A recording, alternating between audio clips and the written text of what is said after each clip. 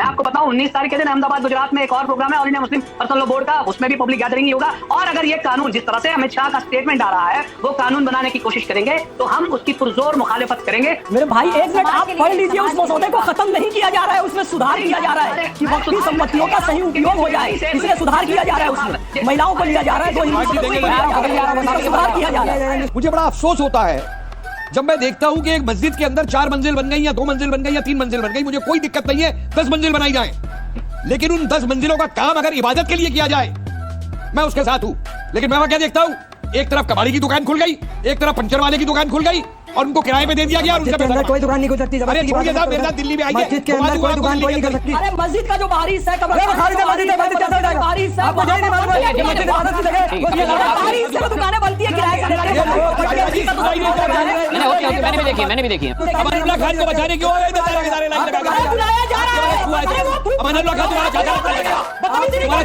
चलिए शुरू करते हैं। क्या आपकी आपत्ति है, क्या असहमति है फैज खान साहब, किसकी बात से है और किस बात? बिस्मिल्लाहिर्रहमानिर्रहीम, रब्बि इश्रह ली सदरी व यस्सिर ली अमरी वहलुल उक़दतन मिन लिसानी यफ़क़हू क़ौली। अनुराग भाई, कल्बे ज़वाद साहब हमारे लिए बहुत सम्माननीय हैं, लेकिन मैं बहुत माफी चाहूंगा, शायद व्हाट्सएप यूनिवर्सिटी से कहीं से उन्होंने कुछ पढ़ लिया है या फिर शायद किसी गलत कर्मचारी के पास वो संसद भवन में या जेपीसी में चले गए हैं। मैं आपको बताऊं, जेपीसी में हर एक आवेदन स्वीकार किया जा रहा है और किसके द्वारा स्वीकार किया जा रहा है? सीधे जगदंबिका पाल जी के द्वारा स्वीकार किया जा रहा है। मेरी जो आंखों देखी बात है, अजमेर की दरगाह की पूरी टीम गई, दीवान साहब 1 से 1.5 घंटा उनको सुना, गुलशन सोसाइटी को सुना, सूफी संत मलंग प्रकोष्ठ को सुना और एक 1.5 घंटा सुना पूरे जेपीसी ने बैठ पूरा समय दिया। मतलब हम भारत फर्स्ट की ओर से गए थे, हमको 1.5 घंटा सुना। और उसके बाद सच्चाई में बताऊं कि यदि कल्बे जवाद साहब जैसा बड़ा नेता ये कहेगा मैं जेपीसी के सामने अपनी बात रखना चाहता हूं, इनको 3-4 घंटे मिलेंगे अपनी बात रखने के लिए और सम्मान आवेदन लिया जाएगा। वो तो कह रहे जेपीसी है ही नहीं ना, जेपीसी में तो बीजेपी के ही नुमाइंदे बैठे हुए हैं। इसकी मैं सच्चाई बता रहा हूं अनुराग भैया, इसकी मैं सच्चाई बता रहा हूं। जो बात आपने पूछी कि बीजेपी के लोग बैठे हैं, अंदर क्या चर्चा हुई है तो मैं नहीं कहूंगा, एक मर्यादा है क्योंकि जेपीसी की, ठीक है, वो निकल के बाहर आएगा। जिस इंटेंसिटी से हमारे प्रस्ताव का स्वागत किया बीजेपी और अन्य सत्ताधारी पार्टियों ने, उससे कहीं अधिक इंटेंसिटी से 10 गुना ज्यादा इंटेंसिटी से विरोध किया, चीख कर चिल्ला कर विरोध किया, हमको भयभीत करने का प्रयास किया विरोधियों ने, फिर भी उनको मौका दिया गया। ये नहीं कि उनको अध्यक्ष जी ने चुप करा दिया, भाई तुम भरपूर विरोध करो, अपनी आपत्तियां रखो, उनको आपत्ति रखने का भी मौका मिला। और यदि कोई ऐसा व्यक्ति जाता है, यानी कल्बे ज़वाद साहब जाते हैं कि बिल के अगेंस्ट में है, तो उनका विरोध सत्ता पक्ष के लोग करेंगे पर अच्छे शब्दों में करेंगे, लेकिन समर्थन करने वाले कहीं ज्यादा उनको जेपीसी में मिलेंगे जो कूद कूद कर उनका समर्थन करेंगे। शायद किसी एक गलत दरवाजे पर चले गए थे और हम इस बिल के समर्थन में हैं। और जो सारी बात बोला हूं फिर कहता हूं, मैं कहता हूं आंखा न देखी, तू कहता है कागज लेखी। कहीं ना कहीं कल्बे ज़वाद साहब कहीं व्हाट्सएप यूनिवर्सिटी के ज्ञान से प्रेरित हैं। इस बिल के हम पूर्ण समर्थन में हैं।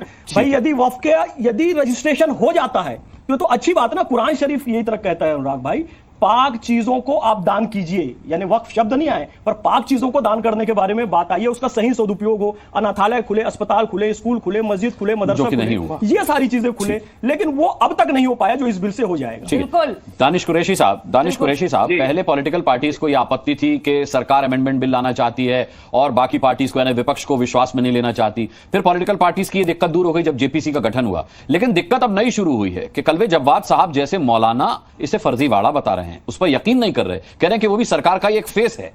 आप क्या इस पर क्या आपका स्टैंड है? जैसा पॉलिटिकल पार्टी चाहती थी वैसा हो गया, लेकिन अब भी उनकी मंशा पर, सरकार की मंशा पर सवाल उठाए जा रहे हैं। देखिए, सबसे पहले मैं आपको एक बात बताऊं कि फैज साहब की बात का मैं जवाब बाद में दूंगा, लेकिन आपने सवाल पूछा है तो मैं आपको बता दूं कि कभी ये मांग आप जो कह रहे हैं कि भाई पॉलिटिकल पार्टियों की मांग रखी तो जॉइंट पार्लियामेंट्री कमेटी बना दी, ऐसा नहीं है।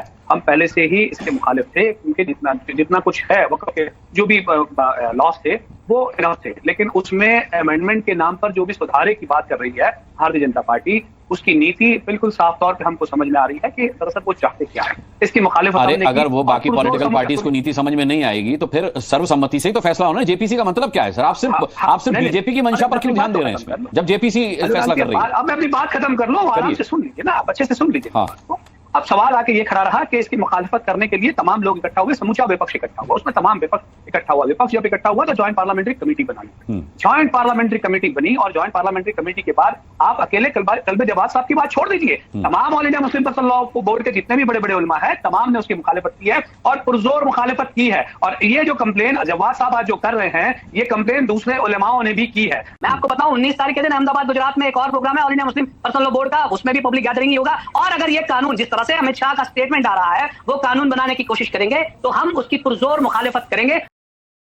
पूरा all India Muslim personal law board, तमाम विपक्ष होंगे, वो तमाम लोग मिलकर उसकी मुखालिफत करेंगे, इसमें कोई दो राय नहीं है। और एक बात मैं कहूं जो फैज साहब ने कही है, फैज साहब ने एक बहुत अच्छी सी बात कही, उन्होंने ये कहा कि किसी गलत व्यक्ति के संपर्क में जो है कल्बे जवाद साहब आ गए हैं व्हाट्सएप तो यूनिवर्सिटी क्या किया जा सकता है। सुनिए सर, सुनिए, नहीं उन्होंने वही कहा, नहीं उन्होंने ये कहा कि भाई कोई मुलाकात करने जो भी जेपीसी के लिए गया होगा प्रॉपर चैनल से नहीं गए होंगे, उनकी बात। अच्छा मैं खत्म कर दूं फैज साहब, सुनिए बहुत मजा आएगा आज आपको सुनने में, बहुत अच्छी बात है। कल्बे जवाद साहब को किसी गलत व्यक्ति का वो हो गया, उनका परिचय हो गया, तो क्या फिर अब लोकतंत्र बंद कर दिया जाए कि कोई गलत व्यक्ति ने ऐसा कह दिया। इसी तरह वक़्फ़ भी खत्म नहीं किया जा सकता, कोई व्यक्ति अगर गलत है तो उसको उठा के आप जेल में डाल दीजिए। दानिश कुरैशी ऑल इंडिया मजलिस इत्तेहादुल मुस्लिमीन बचाने नहीं आएगी, लेकिन इसलिए आप उसको खत्म, पूरे एक्ट को खत्म करने की, उसको अमेंड करके सुधार करने की बात करेंगे जो समाज के लिए नुकसानदेह है, उसकी मुखालिफत पुरजोर तरीके से हम करेंगे। फैज साहब मेरे भाई एक मिनट आप पढ़ लीजिए, उस मसौदे को खत्म नहीं किया जा रहा है, उसमें सुधार किया जा रहा है कि वक्फी संपत्तियों का सही उपयोग हो जाए, इसलिए सुधार किया जा रहा है। उसमें महिलाओं को लिया जा रहा है, तो सुधार किया जा रहा है। हिंदू मंदिरों में मुसलमानों को नहीं जाएगा, हिंदू जबकि वो पहले से हासिक भाई आपको मिलाता हूं तो क्या लोकतंत्र खत्म कर दिया जाए देश में? अरे लोकतंत्र खत्म नहीं हो रहा है, सबसे विचार लिए जा रहे हैं वहां पर बुलाकर, आप भी जाइए अपना विचार दीजिए। और सबसे ज्यादा जेपीसी में ऊंची आवाज में जो बोल रहे हैं वो आपकी पार्टी के ओवैसी जी ही बोल रहे हैं, जो उसके समर्थन में जा रहे हैं उनको डराने धमकाने का भी काम कर रहे हैं। कहते हैं तुम पढ़े लिख कर नहीं आए हो, तुम लोग किसी और के एजेंट हो, इस तरह की बातें वहां पर कर रहे हैं। लेकिन हम लोग पढ़े लिखे समझदार लोग हैं साहब, हम लोगों ने अपनी बात रखी और हम आदरणीय जगदम्बिका पाल जी ने उसका स्वागत किया, सम्मान किया, हमसे सम्मान लिया। आप भी जाइए थ्रू प्रॉपर चैनल, आपकी बात भी सुनी जाएगी। कि कितना प्रेम है आरएसएस को, राष्ट्रीय मुस्लिम मंच उसकी विंग है, सारे देश को पता होना चाहिए। अरे तो प्रेम ही तो होना चाहिए, तो प्रेम नहीं होगा तो क्या मोहब्बत की दुकान चलाते हैं, आप नफरत क्यों चाहते हैं? अगर प्रेम है मुस्लिम मंच से तो अभी कह रहे हैं आरएसएस मुसलमानों का विरोधी, आप कह रहे हैं मुसलमानों से प्रेम है, मुस्लिम मंच से तो अच्छी बात है। मुस्लिम राष्ट्रीय मैं ओवैसी जी के नुमाइंदे से पूछना चाहती हूँ, आपको क्यों नफरत है ओवैसी साहब और उनके नुमाइंदों को? क्यों नफरत है गरीब मुसलमान से? आप बताइए, गरीब मुसलमानों से। क्षमा चाहूंगा अनुराग भैया, चीन और पाकिस्तान की विंग होने से अच्छा है कि आरएसएस की विंग हुआ जाए। देश बीजिंग से चले, इस्लामाबाद से चले, मॉस्को से चले, उससे अच्छा है नागपुर से चले। हम स्वागत करते हैं, देश के अंदर से चलना चाहिए। यदि आरएसएस प्रेम कर रही है मुस्लिम राष्ट्रीय मंच से तो अच्छी बात है। आप तो चाहते हैं गरीब मुसलमान रहे, आप क्यों अपने भूभाषा चला के रखना चाहते हैं? और क्या औचित्य है, क्या औचित्य है all India Muslim personal law board का? क्या all India Muslim personal law board? ठीक है। इस बीच फैज भाई ने बड़ी अच्छी बात बोली कि देश बीजिंग से चले या इस्लामाबाद से चले, उससे बेहतर है कि नागपुर से चले। मैं इस पर हासिक साहब के पास आऊंगा, लेकिन उससे पहले कपिल कुमार जी का मैं रुख करूंगा। कपिल कुमार जी, आज मैं आता हूं, दानिश भाई आता हूं। कपिल कुमार जी, कल्बे जवाद साहब कह रहे हैं जाकिर नायक को छोड़ो, दानिश कुरैशी कह रहे हैं कल्बे जवाद को छोड़ो, और वो ये कह रहे हैं कि बिल के विरोध में केवल ये दो लोग ही नहीं है, बहुत सारे मुसलमान हैं। मैं आपकी बात आप कल्बे जवाद साहब के नाम से गलत मत बोलिए, हमारे लिए बहुत रिस्पेक्टेबल। मैंने ये नहीं कहा कि आपके लिए वो रिस्पेक्टेबल हैं, मैं ये कह रहा हूं कि आप ये कह रहे हैं कि उनकी बात मत कीजिए, उन्हें छोड़िए। हम बहुत सारे मुसलमान ऐसे हैं जो इस बिल के विरोध में हैं, कल्बे जवाद अकेले नहीं है। ठीक है, यही मैं कह रहा हूं। तो फिर पकड़ी किसकी बात जाए कपिल कुमार जी, किसकी बात समझी जाए? जी, दानिश साहब ने अभी एक बात कही कि जो गलत काम करता है सरकार उसे पकड़े और सजा दे, बड़ी अच्छी बात है। लेकिन इनका इतिहास तो ये बताता है आज तक कि जितने भी अपराधियों को सरकार पकड़ती है, इनकी पार्टी सबसे पहले उन्हें बचाने खड़ी होती है अगर नाम मुस्लिम लगा हो तो। खैर छोड़िए इस बात को, ये तो इतिहास बता देगा। मैं कुछ और सवाल उठाना चाहता हूं। इस देश में किसी भी धर्म के अंदर, मैं हिंदू मुसलमान की बात ही नहीं कर रहा, ना मैं इसे हिंदू मुस्लिम में नैरो डाउन करना चाहता हूं। हमने ये देखा है कि जो भी ऐसे संगठन बनते हैं जो गरीब आदमी के लिए, जो मोहताज लोग हैं, उनकी मदद के लिए कुछ किया जाए, उसके ऊपर सबसे पहले राजनेता और बड़े बड़े लोग और अपराधी जो है वो अपनी जकड़ जमा लेते हैं जी।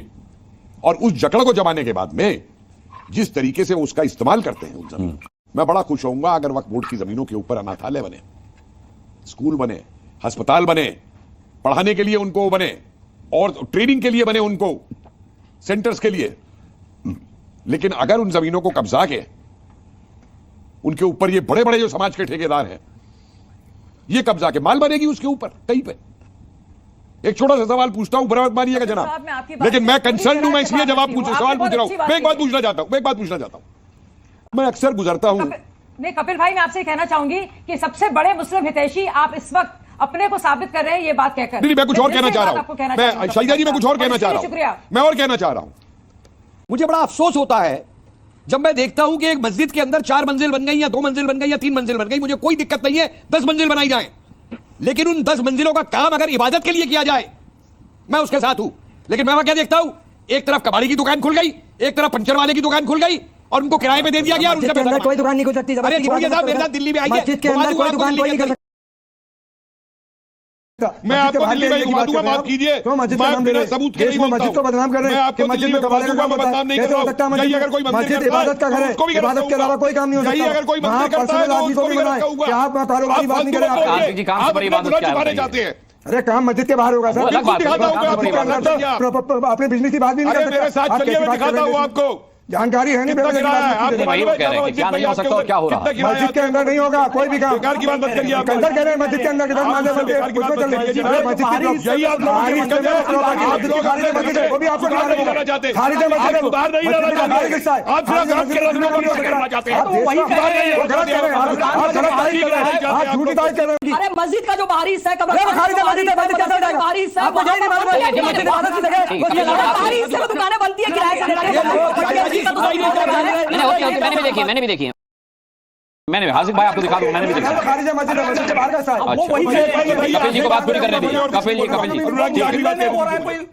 जी आखिरी बात कह रही थी। ठीक है, कपिल जी बोलिए। एक कर्नाटका की रिपोर्ट है, कमेटी करती है, एक कर्नाटका की रिपोर्ट है, कपिल जी बोलिए।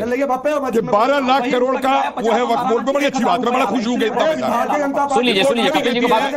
उसमें से जो आमदनी होनी चाहिए गरीबों पे खर्च करने के लिए, हासिफ जी 12,000 करोड़ की होनी चाहिए। अच्छा ठीक, वो भी बड़ी अच्छी बात है। दूसरे के बारे में बोल रहे हैं। 163 करोड़ की होती है, बाकी पैसा कहां चला जाता है जो 12,000 करोड़ होनी चाहिए। आंध्रा के अंदर 4 करोड़ रुपए इनके सीईओ ही पकड़े गए, खुद वक्फ बोर्ड ने ही शिकायत करवाई। अरे बेईमानों को जेल होना चाहिए सारों को। आप आपसे बिल के अंदर कर रहे हो, उम्र कैद नहीं होगी। आप बिल के साथ हो, बिल के खिलाफ हो। तुमको कुछ भारतीय जनता पार्टी बिल के खिलाफ है। आप बताओ, जिसको उम्र कैद होनी चाहिए भ्रष्टाचारी को आप उधर खत्म कर रहे हो, छोटी सजा कर रहे हो। लिखाई करना चाहते हो देश में, भ्रष्टाचारी को सजा होनी चाहिए। अरे भ्रष्टाचार कौन कर रहा है? जेल जाना चाहिए भ्रष्टाचारी हो। तुम समझ भी रहे हो कोर्ट में चल रही है बात झांसी नाके पास। आपको तो आतंकवादी बोल नहीं पा रहे हो। अरे कितने बापों को चल जाए, कोई रिश्तेदारी नहीं है आपकी होगी जाकिर नायक से। अरे जाकिर नायक से आपकी रिश्तेदारी होगी, देश की कोई रिश्तेदारी करे तो आतंकवादी है, 3 करोड़ आतंकवादी है। 63,300 नहीं बोलूंगा, लेकिन बोलूंगा क्या इजराइल की जैसी आप